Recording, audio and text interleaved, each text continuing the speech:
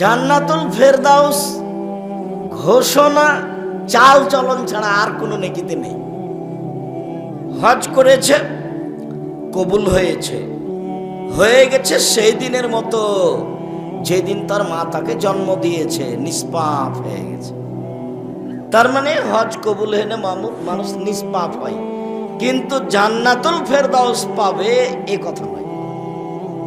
নিষ্পাপ।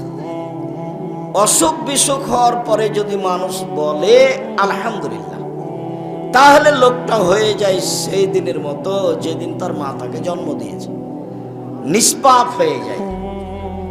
নিষ্পাপ হয়ে যায় অসুখ অবস্থায়, অসুস্থ অবস্থায় আলহামদুলিল্লাহ বললে এটা অনেক বড় নেকির কাজ। তো হ্যাঁ, ও নিষ্পাপ হয়ে গেছে, জান্নাতে যাবে, কিন্তু জান্নাতুল ফেরদাউস নয়। এখানে আরেকটা কথা মাথায় যাচ্ছে, সেটাও বলে রাখি।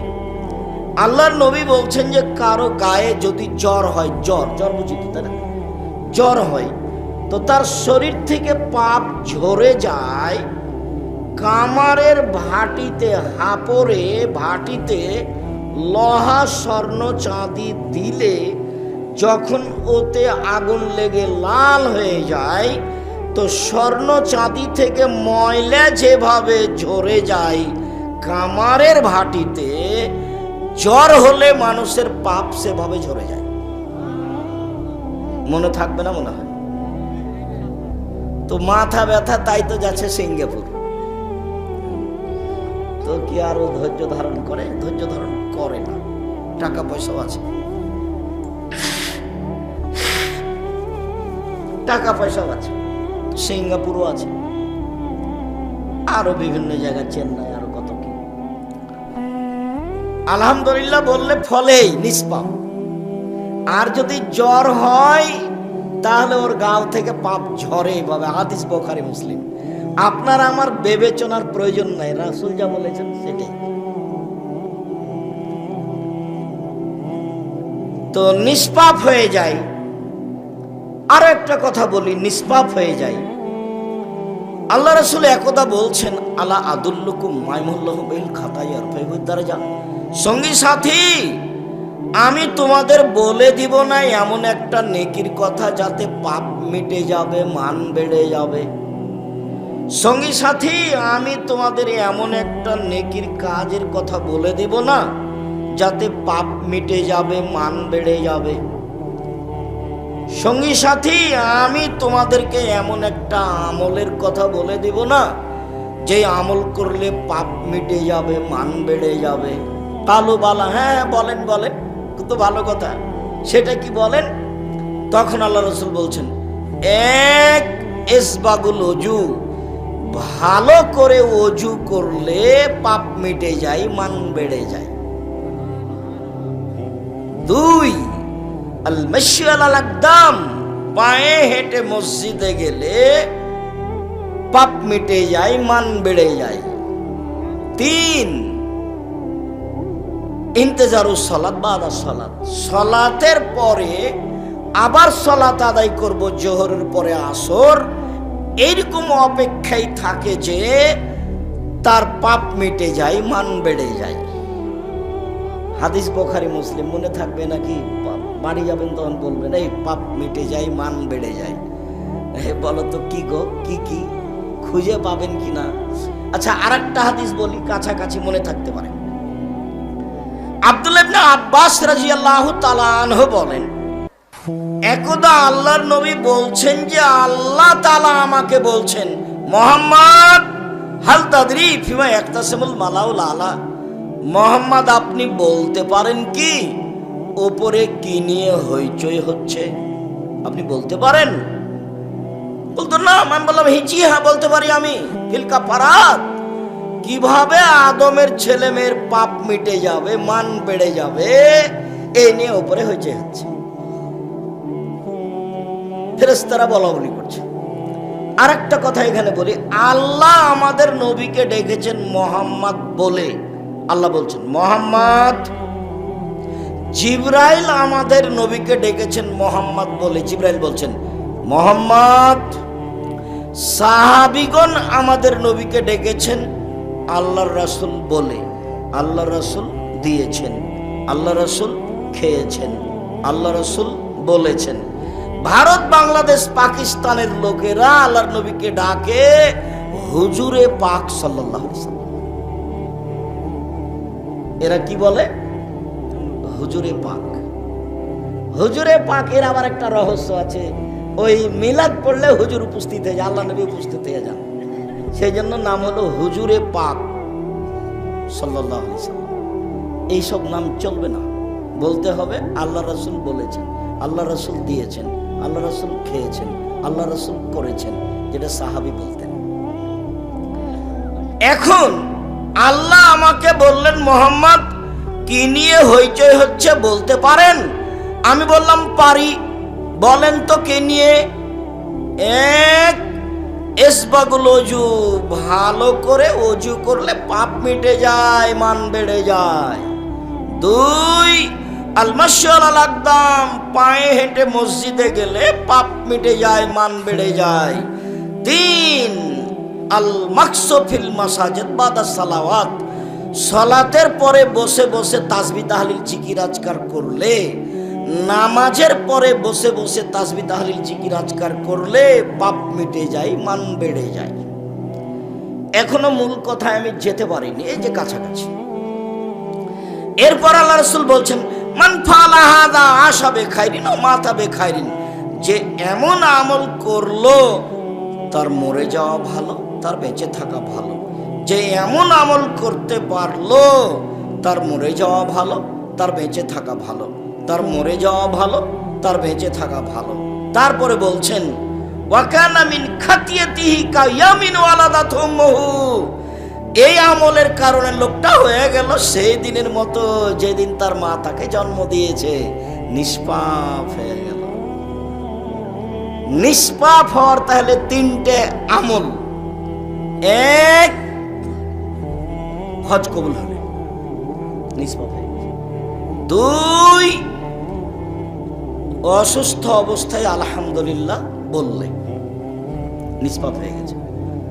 তিন, সুন্দর করে ওযু, পায়ে হেঁটে মসজিদ, সালাতের পরে বসে তাসবিহ, আয়াতুল কুরসি হোক, সুবহানাল্লাহ, আলহামদুলিল্লাহ, আল্লাহু আকবার হোক, এইগুলো করলে ও নিষ্পাপ হয়ে যাবে, সেদিনের মতো হয়ে যাবে যেদিন তার মা তাকে জন্ম দিয়েছে, নিষ্পাপ হয়ে যাবে।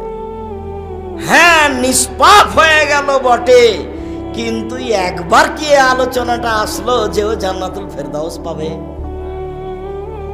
জান্নাতুল ফেরদাউস পাবে কি করলে? এবার নগদ কথা, সদাচার, ভালো আচরণ। দল সংগঠন যদি করেন তাহলে চাঁপাইনবাবগঞ্জের ভাষা তো আর বাপও সদাচরণ করতে পারবে না। তার মানে ওর সাথে যে আছে সে ভালো, আর সাথে যে নেই সে ভালো না। চাঁপাইনবাবগঞ্জের ভাষা তো ওকে তো বলতে হবে, আর বাপকে বলতে হবে। এটাই স্বভাব, এটাই গতি। কতদিন বললাম আপনাকে যে ওরা দুই বোন একসাথে জন্ম নিয়েছে, দেখতে খুবই সুন্দরী, ভদ্র, নম্র মেয়েরা, মেধাও ভালো, বড় হয়ে গেছে, খুব চালচলন ভালো। একজন বোন আর একজন বোনকে ছেড়ে থাকতে পারে না। তো একজনের বিবাহ হয়েছে আওয়ামী লীগ লোকের সাথে, আর একজনের বিবাহ হয়েছে বিএনপি লোকের সাথে। ওরা এখন আর আপোষে কথা বলে না,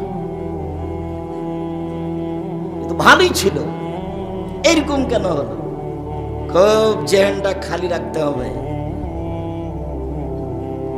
কোন প্রকার কোন ব্যক্তির ভালোবাসা রাখতে হবে না ভিতরে। ভালোবাসার মানুষ একজন, মুহাম্মদ সাল্লাল্লাহু আলাইহি সাল্লাম। যেভাবে চলেছেন, যেভাবে করেছেন, যেভাবে খেয়েছেন, আহাল পরিবার নিয়ে যেভাবে থেকেছেন সেভাবেই থাকতে হবে। পরিবারের উপরে কন্ট্রোল, শক্ত ক্ষমতা রাখতে হবে। শুনুন, সদাচরণ, পাপ নেকি ওজন হবে বিচারের মাঠে। হিন্দুদের পাপ নেকি ওজন হবে না, কেন? ওদের নেকি নেই। ইহুদিদের পাপ নেকি ওজন হবে না, কেন? ওদের নেকি নেই।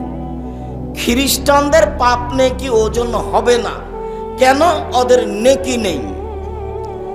শিয়ে, কাদিয়ানি, মুতাজিলি এদের পাপ নেকি ওজন হবে না, কেন এদের নেকি নেই। এইরকমই যারা আকীদাতে মার খেয়ে গেছে, ওদের পাপ নেকি ওজন হবে না, কেন নেকি নেই। ওজন হওয়ার জন্য কয়টা পাল্লা লাগবে? 2টে। পাশে একটা জেলা আছে গাইবান্ধা।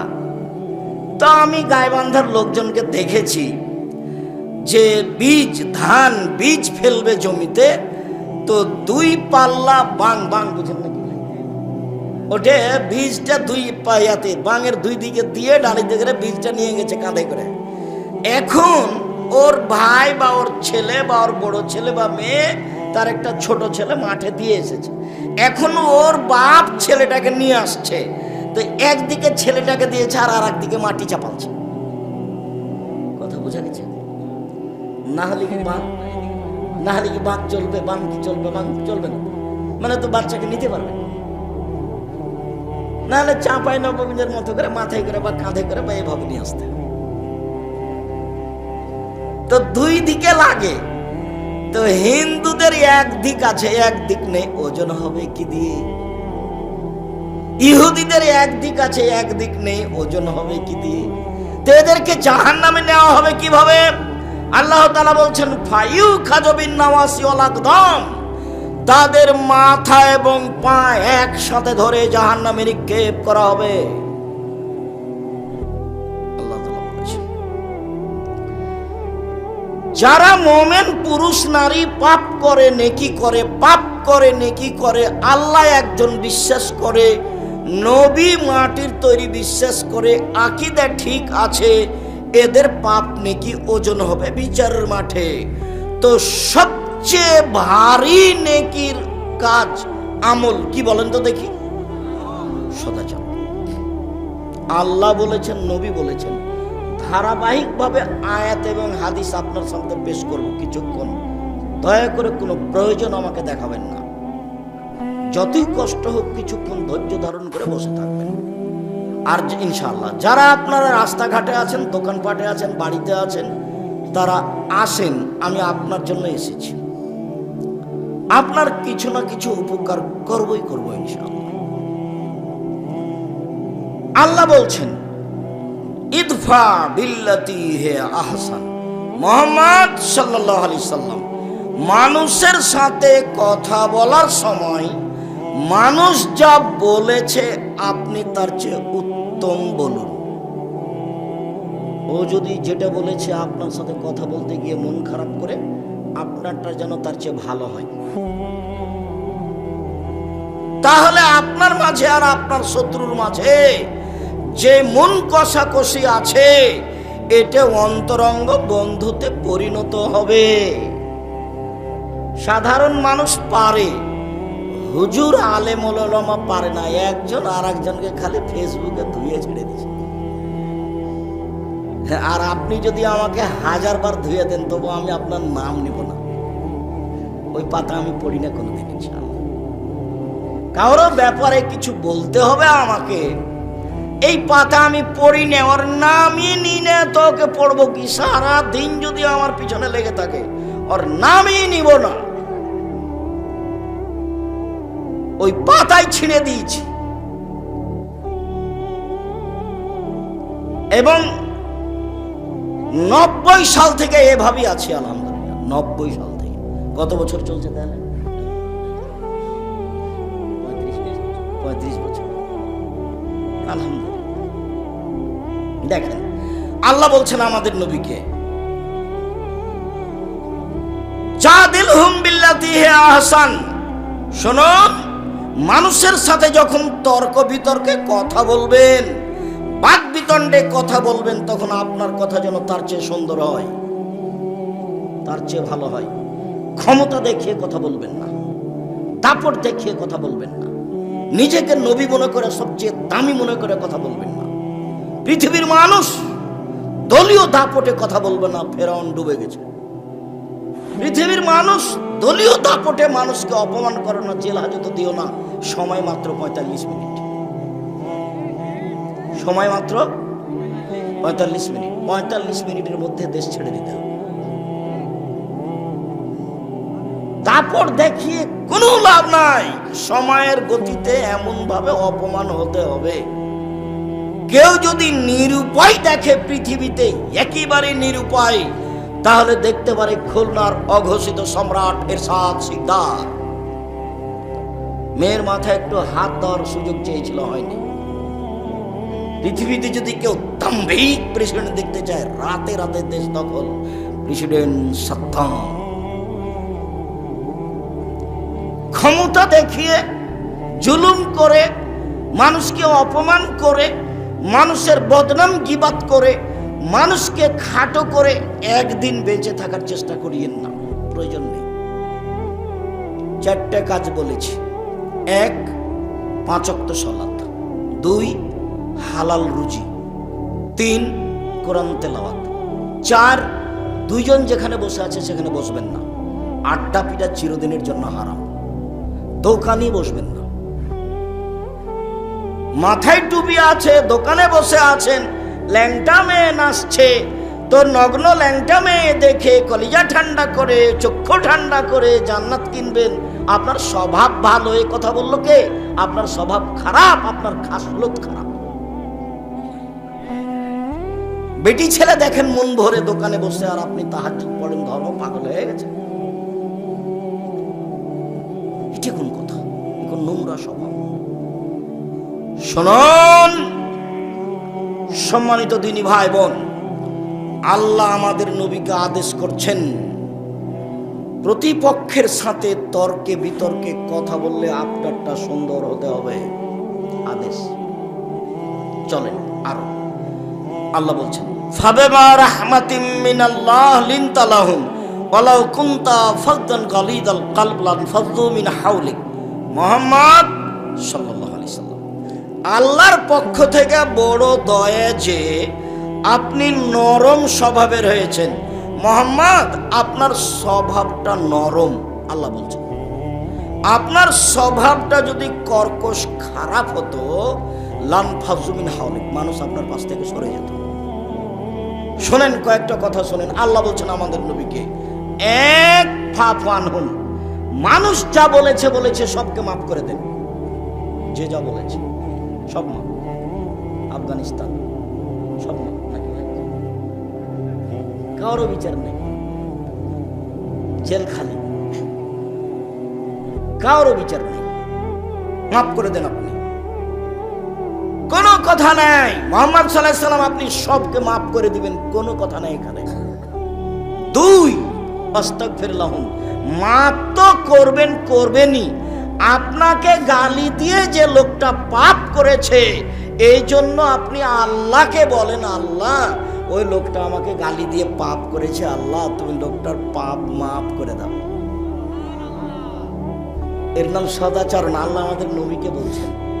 আর আপনি যদি দল করেন, আর আমি যদি আপনার দলের বিরোধী হই, আর আমি যদি বিপদে পড়ি, তাহলে আপনি বলবেন ঠিক হয়েছে, ঠিক হয়েছে, উচিত হয়েছে, উচিত হয়েছে। তওবা করতে হবে, এই স্বভাবের মুখে পেশাব করে দিতে হবে। এই নোংরা ন্যাক্কার যেন স্বভাব কোনোদিন প্রচার করতে হবে না, মুখে বলতে হবে না। বিরোধিতা করে ক্ষমতা দেখে একদিন বেঁচে থেকে লাভ নাই। ১,৫০০ বছর পরেও ফেরাউন ডুবে গেছে। কতদিন ক্ষমতা দেখানোর পরে? ১,৫০০ বছর। মানে অন্যায়ের একদিন শেষ আছে, অন্যায়ের একদিন শেষ আছে। ও খারাপ আচরণ করেছে। আপনি আজকের ঘটনা বলি, আজকের ঘটনা আপনার এখানে গাড়ি থেকে নেমে সর্বপ্রথম যে একটা ছেলে হাত রাখিয়েছে, বলছে মুফতির কথা শুনে আপনাকে অনেক গালি দিয়েছে, আমাকে মাফ করেন। করলাম। আজকের ঘটনা। যেই জেলাতে যখন যাই তখনই এরকম আমি দেখি, 2 জন 1 জন 4 জন 1 একজন বলেই যে আমাকে মাফ করে দেন। মানে কার পাল্লাতে পড়েছে, এতই বলেছে, মন ভরে গালি দিয়েছে। দেখুন সে সবসময় ধাক্কা খায় তার অন্তরে। আমি তো তার নাম পড়ি না, আমি তার পাতাই পড়ি না। আমাকে গালি দিতে দিতে যখন ও মোবাইলে কথা বন্ধ করে, তখন আমি আমার পাল্টা রিং দিয়ে বলি, ভাইজান আপনার টাকা শেষ হয়ে গেছে মনে হয়, আরো কোনো গালি ছিল থাকলে দিয়ে নেন। সেটা আমি বলি। ওর গালির আমার কোনো প্রতিক্রিয়া করে না। আর আলহামদুলিল্লাহ, আল্লাহর অশেষ রহমত।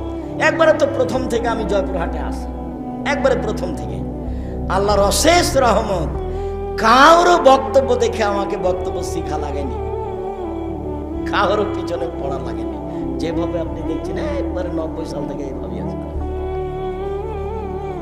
আলহামদুলিল্লাহ, আলহামদুলিল্লাহ। আর আলহামদুলিল্লাহ অনেক হাদিস মুখস্থ আছে, অনেক ঘন্টার ঘন্টা এক এক বিষয় আপনাকে আমি হাদিস শোনাতে পারি।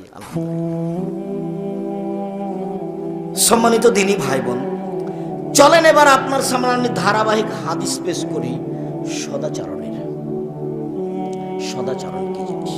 সদাচরণই নেকি। নওয়াস ইবনে সামান রাদিয়াল্লাহু তাআলা আনহু বলেন, আমি বললাম আল্লাহর নবী, মাল বিররু ওয়াল ইসমু, আল্লাহর নবী একটু বলেন তো নেকি কি জিনিস আর পাপ কি জিনিস? এটা জিজ্ঞাসা। আল্লাহ রাসূল বলেন তো নেকি কি জিনিস আর পাপ কি জিনিস?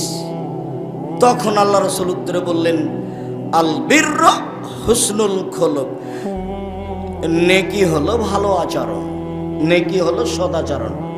এই ছেলে, একদিকে চেয়ে থাকা, আমার দিকে কারো গায়ে হাত দিয়ে বসবা না।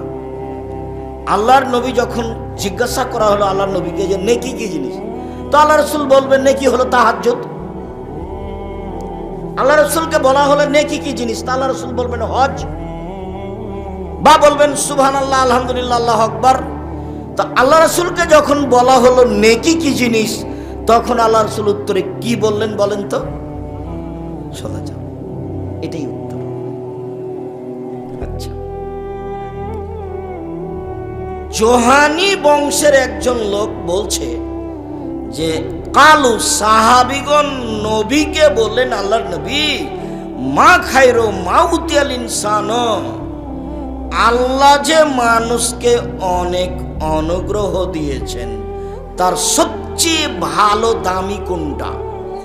2 হাত অনুগ্রহ, দয়া। এটি কি দিয়ে বোঝা যাবে? যার 1 হাত নাই তাকে জিজ্ঞাসা করেন কেমনে কাপড় পরে, কেমনে পানি খরচ করে, কেমনে পানি বদনা দিয়ে ধরে, বদনা ধরে, কত সমস্যা। ওকে জিজ্ঞাসা করলে বোঝা যাবে যে 2 হাতের কত দাম। 2 পা যে আল্লাহর নেয়ামত, এটা কাকে জিজ্ঞাসা করলে বোঝা যাবে? যারা এখন পা নেই। তো ছেলে মেয়ে, আহাল পরিবার, টাকা পয়সা, জমি জায়গা সব আল্লাহর নেয়ামত। আচ্ছা বলেন তো আল্লাহর নবী সবচেয়ে ভালো কোনটা? তখন আল্লাহ রাসূল বলছেন, আল খুলুকুল হাসান, ভালো আচরণ, সদাচরণ। মনে থাকবে না মনে হয়? আল্লাহর পক্ষ থেকে মানুষের উপরে সবচেয়ে বড় ভালো উত্তম নিয়ামত কোনটা? সদাচরণ। যার মুখ খারাপ তার সদাচরণ নেই। যে বউকে গালি দেয়, মানুষজনকে গালি দেয়, খালি ক্ষমতা দেখায়, আর অকথ্য ভাষায় গালি দেয়, আর যাকে তাকে বলায় তোকে দেখে নেব, অমুক করবো তমুক করবো। এই তুই কে রে? তুই ক টাকার মালিক? এইরকম লোকের কোনো সদাচরণ নেই। সদাচরণ হলো সবচেয়ে উত্তম নিয়ামত। সদাচরণ, সদাচরণ এমন একটা জিনিস যা দিয়ে সবচেয়ে দামি জান্নাত পাওয়া যায়, সবচেয়ে দামি। একবার চলে গেছে জান্নাতুল ফেরদাউস, এবার আসছে সবচেয়ে দামি। দেখেন, আবু মালিক আশারি রাদিয়াল্লাহু তাআলা আনহু বলেন, আল্লাহর নবী একদা বললেন, ইন্নে ফিল জান্নাতি লাগরাফ ইরা যাহিরুহা মিন বাতিনুহা মিন যাহিরিহা। জান্নাতে কতগুলি এত দামি দামি ঘর রয়েছে, খুব উন্নত মানের পদার্থ দিয়ে তৈরি, যার বাহির থেকে ভিতর দেখা যায়, ভিতর থেকে বাহির দেখা যায়, খালি টক টক টক টক করছে, ঝকঝক করছে, খুব দামি ঘর। তো সাহাবীগণ বলছেন, লিমান হাজিহি, এত দামি ঘর কে পাবে, কার জন্য? তখন আল্লাহ রাসূল বলছেন, লিমান আলানাল কালামা, যার স্বভাব ভালো সে পাবে, যার চাল চলন ভালো সে পাবে। এ হাদিসে আরো পরে 3টা কথা আছে, দুই, আতামাত তামা, ফকির মিসকিন দুস্থ গরিবকে যে খেতে দেয় সে পাবে। তিন, দুস্থ গরিব ফকির মিসকিনকে জয়পুর হাটের লোকের কিভাবে বলবো, তাই পুকুরে মাছ মেরে আশেপাশের লোকজনকে দিতে হবে। তো বলছে কি বলেন, ওরা চুরির কেরাইতে মাছ মারে, ওরা অত্যাচারে মাছই নেয়, তারপরেও দিতে হবে। সব মাছ বিক্রি করতে হবে। 40 কেজি যদি মাছ উঠে 35 কেজি বিক্রি করে, আর 5 কেজি যাকে শত্রু মনে করছেন গরিব মানুষ পুকুরের পাশে আছে ওকে দিয়ে দেন। দিতেই হবে, দিতেই হবে। জাপানে মজের ভাষায় শত্রুকে বড় পিড়া বসতে দিতে হয়, শত্রুকে বড় পিড়া বসতে দিতে হয়, শত্রুকে আগ্রহ সহকারে বসতে দিতে হয়। আমি এক মাওলানাকে বলছি, জামিয়া সালাফের সম্মেলনে আসেন আপনি, আপনি সবচেয়ে ভালো বক্তা। তো বলছে একটু চিন্তা করছে, ভাবছে এমনি বলবে কিছু। তখন আমি বলছি আপনার বাপও পারবেন না, আপনি তো পারবেন না, আপনার বাপও পারবেন। আপনি আমাকে ডাকেন, আপনাকে ডাকা লাগবে না, মুচি দিয়ে বলিয়েন যে আপনারা এইসব জন আসে এখানে, মুচি দিয়ে ডাকলে আমি চলে যাব। এই কথার অর্থ এই নয় যে আমি আব্দুর রাজ্জাক বিন ইউসুফ রাস্তায় পড়ে আছি, জি না। আমাকে ডাকার জন্য আপনাকে লাগবে না, খালি মুচি দিয়ে বলিয়েন, মেথর দিয়ে যে আব্দুর রাজ্জাক আসেন, আপনি আমাদের সম্মেলনে এসে বক্তব্য দেন, মুচি দিয়ে বললে আমি চলে যাব। এই কথার অর্থ এই নয় যে আমি রাস্তায় পড়ে আছি। বাংলাদেশের সর্ববৃহৎ প্রতিষ্ঠান জামিয়া সালাফিয়া, আয়াতনে সবচেয়ে বড় জামিয়া সালাফিয়া, শিক্ষক সংখ্যায় সবচেয়ে বড় জামিয়া সালাফিয়া, শিক্ষক গুণে মানে সবচেয়ে বড় জামিয়া সালাফিয়া, ছাত্র সংখ্যায় সবচেয়ে বড় জামিয়া সালাফিয়া, শিক্ষক সংখ্যায় সবচেয়ে বড় জামিয়া সালাফিয়া। এদেশের দল মুক্ত প্রতিষ্ঠান জামিয়া সালাফিয়া, সংগঠন মুক্ত প্রতিষ্ঠান জামিয়া সালাফিয়া, হিংসা মুক্ত প্রতিষ্ঠান জামিয়া সালাফিয়া, শিরক মুক্ত প্রতিষ্ঠান জামিয়া সালাফিয়া, বিদআত মুক্ত প্রতিষ্ঠান জামিয়া সালাফিয়া, সর্বোচ্চ শিক্ষা মানে প্রতিষ্ঠান জামিয়া সালাফিয়া, যাতে প্রায় 5000 ছেলে মেয়ে পড়াশোনা করে। 5000, 300 জন শিক্ষক শিক্ষিকা, 32 লক্ষ টাকা বেতন লাগে। এবছরের জানুয়ারিতে কি হবে তা এখনো অবগত হতে পারে, হলে বুঝতে পারবেন তখন। রূপগঞ্জ নারায়ণগঞ্জে জমি প্রতিষ্ঠান প্রায় 100 বিঘা, যার একদিক থেকে একদিক 9 পয়েন্ট কমে 1 কিলোমিটার। যেটা রাজশাহীতে সেটা 40 বিঘার উপরে, যেটা মেয়েদের জন্য তানোরে হচ্ছে প্রায় 60-70 বিঘার উপরে, 40 বিঘা খালি পুকুর আছে। যেটা দিনাজপুরে সেটা প্রায় 20 বিঘার উপরে। এগুলো আপনার চোখের সামনে। সম্মানিত দিনী ভাই বোন, এরপরে আপনি খালি মুচি দিয়ে বলবেন আসেন আপনারা, ঠিক আছে চলো। নিজেকে একবারে ফ্রি করতে হবে, সদাচরণ করতে হলে একেবারে ফ্রি। কারো প্রতি হিংসা নাই, কারো প্রতি বিদ্বেষ নাই, কাউকে লুটে খাবো এটা মাথাতে নেই, কাউকে জেল হাজতে দিব এটা মাথাতে নেই, কারো প্রতি মামলা করে কিছু করবো এটা মাথাতে রাখা হবে না। সিলেটের ফেন্সুগঞ্জের ওসি বলছে যে আপনি খালি সিগনেচার করেন, মামলা আমি চালাবো। জি না, আমি তো মামলা করি না মানুষের বিরুদ্ধে, মামলা আমি করব না। যদি মামলা আমি করি তাহলে আমি মানুষে চালাচ্ছি, মামলা ও চালাতে পারে না। ওর সমস্যা নাকি? ও পারে না, ও তো সর্বশক্তিমান। ও যদি মামলা চালাই তাহলে তার শক্তি অনুযায়ী চালাবে, আর আমি যদি মামলা করি তাহলে আমি মানুষ কি করতে পারি? আমি খালি আগে আগে দৌড়াবো, আর যে বিবাদী সে পিছে পিছে দৌড়াবে। ওই কাজ কেউ করে? জি না, এই কাজ আমি করি না। আমি বললাম ওমা তোমার আকাশ, ওমা তোমার বাতাস। তখন আমি বললাম তোর বাপের আকাশ। ঠাকুর বলছে ও কালিমা তোমার আকাশ, ও কালিমা তোমার বাতাস। আমার ছেলে মেয়ে বলবে না এই কথা, বলেনি। আলহামদুলিল্লাহ, আপনারটাই বলেছে। মায়ের পেট থেকে পেটে দুধ খেতে খেতে গিয়েও বলছে ও কালিমা তোমার আকাশ, ও কালিমা তোমার বাতাস, কালিমার বাপের আকাশ। ঠাকুর সবচেয়ে বড় শত্রু মুসলমানের, বাংলাদেশের লোকের। ঠাকুর হচ্ছে ইংরেজদের দালাল, সবচেয়ে বড় দালাল। ঠাকুর বাঙালিদের বিরুদ্ধে, ঠাকুর ঢাকা বিশ্ববিদ্যালয়ের বিরুদ্ধে, ঠাকুর খ্রিস্টানদের, ইংরেজদের দোসর, ও হচ্ছে মুসলমানদের জানি শত্রু। ঠাকুর সবচেয়ে বড় দালাল ভারতের মাটিতে।